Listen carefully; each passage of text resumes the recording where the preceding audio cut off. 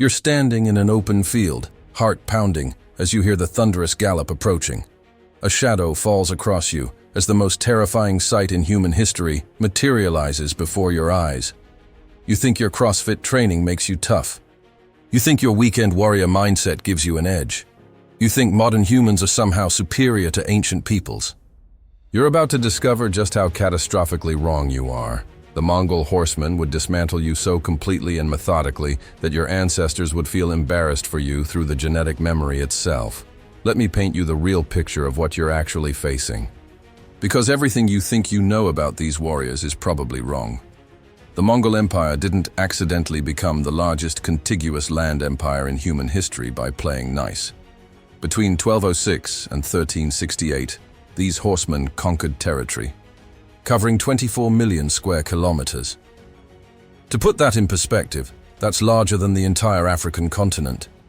They didn't achieve this through luck or superior numbers. They achieved it through systematic superiority in every aspect of warfare and human conditioning that would make a Navy SEAL look like a weekend hobbyist. At age 3, Mongol children were already strapped to horses and riding across the steppes. While modern children are learning to use iPads, these future warriors were developing the bone density and muscle coordination that would make them literally one with their mounts. By age 5, they could shoot arrows from horseback with accuracy that would shame Olympic archers today. By age 10, they were participating in actual raids and learning to kill with the same casual efficiency that modern kids learn to play video games. The training regimen started before dawn and ended after sunset, every single day, without exception. There were no weekends. There were no holidays. There was only the relentless pursuit of martial perfection that would transform them into the most efficient killing machines in human history. By adolescence, these warriors could ride for 18 hours straight without dismounting, surviving on nothing but fermented mare's milk and dried meat, covering distances that would require modern vehicles. Take Subutai, Genghis Khan's greatest general. This man could coordinate military campaigns across distances spanning continents simultaneously. He personally led armies through terrain that modern GPS systems would struggle to navigate. During the invasion of Europe, Subutai commanded forces across a front stretching from the Baltic Sea to the Black Sea, coordinating attacks with timing precision that would impress modern military strategists using satellite technology. He did this using nothing but mounted messengers and an intuitive understanding of geography that bordered on supernatural. Studies of Mongol burial sites have revealed bone density measurements that exceed those of modern professional athletes by significant margins. The skeletal remains show muscle attachment points, indicating grip strength and core stability that would dwarf contemporary strongmen. Archaeological evidence from Mongol camps shows they could construct and dismantle entire mobile cities in under 2 hours, moving populations of tens of thousands across vast distances with logistical efficiency that modern armies struggle to match. But the physical superiority was just the foundation. The psychological conditioning was what made them truly terrifying. Modern combat veterans dealing with PTSD would find themselves humbled by warriors who treated violence as casually as breathing. These men grew up in a culture where mercy was seen as weakness and total warfare was the natural state of existence. They didn't just kill enemies, they psychologically destroyed entire civilizations through systematic terror campaigns that would make modern psychological warfare specialists take notes. The Mongol composite bow was a technological marvel that puts modern equipment to shame. With a draw weight averaging 160 pounds compared to the 70-pound draw weight of modern hunting bows, these weapons could punch through armor at distances exceeding 400 meters. The arrows traveled at velocities that modern crossbows struggle to match. A skilled Mongol archer could loose 12 arrows per minute while riding at full gallop, with each shot accurate enough to hit targets the size of dinner plates. Everything you think you know about horse archery from movies is laughably inadequate compared to the reality. Hollywood depicts warriors struggling to coordinate movement and shooting. Mongol horsemen made it look effortless because they had been doing it literally since childhood. They could shoot accurately in any direction, including backwards while retreating a technique called the Parthian shot that could decimate pursuing enemies who thought they had gained the advantage. The psychological warfare tactics were calculated to break enemy morale before the actual fighting began. Mongol armies would appear on the horizon like a force of nature, creating dust clouds visible from 20 kilometers away. The sound of their approach was described by contemporary witnesses as resembling continuous thunder that seemed to shake the earth itself. They would surround enemy cities and offer a single choice: surrender immediately and become vassals, or face complete annihilation. When cities chose to resist, the Mongols didn't just conquer them. They systematically erased them from existence. Entire populations would be divided into groups, with artisans and craftsmen spared to serve the empire, while everyone else faced execution. The psychological impact of these campaigns was so devastating that many cities would surrender without resistance simply upon hearing that Mongol forces were approaching their region. The Mongol military organization operated with efficiency that modern corporations would envy.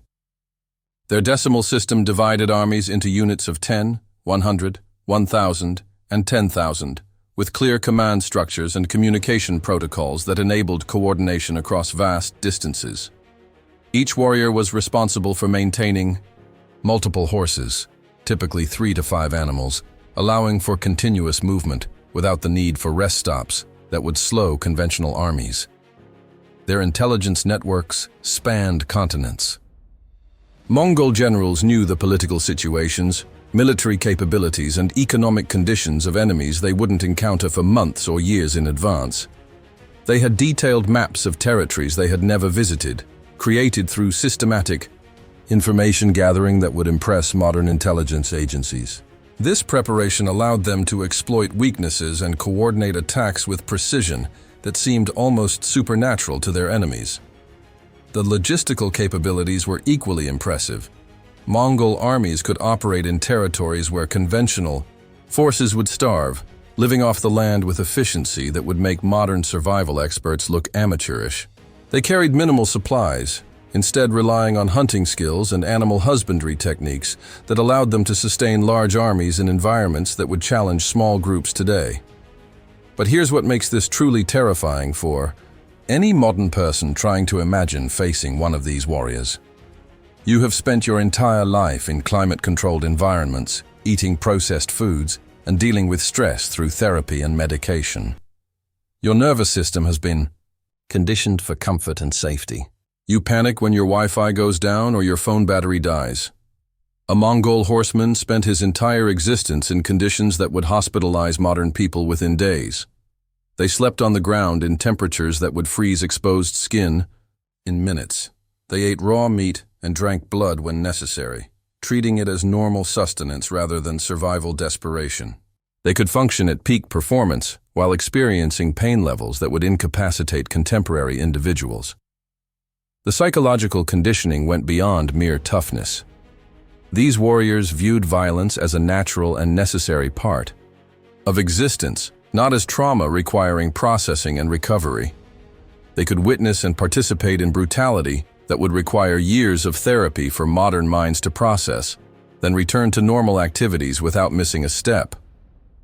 Your brain simply isn't wired to handle the psychological pressure they considered routine. Modern people struggle with decision-making under minor stress.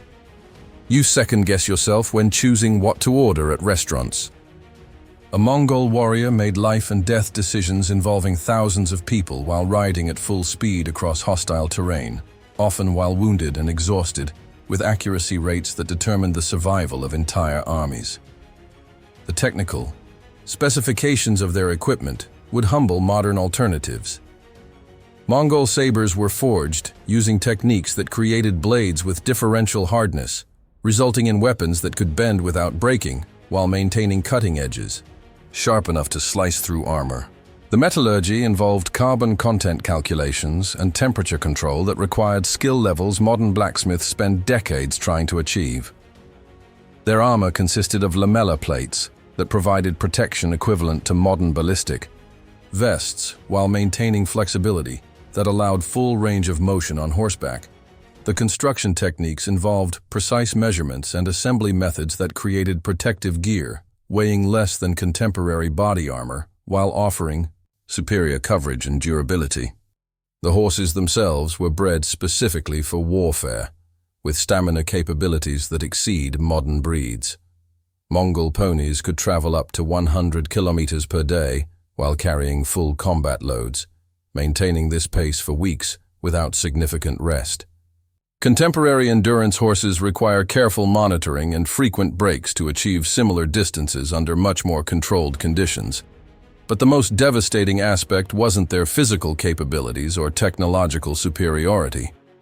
It was their complete confidence in their own supremacy, backed by centuries of unbroken victory against every enemy they encountered.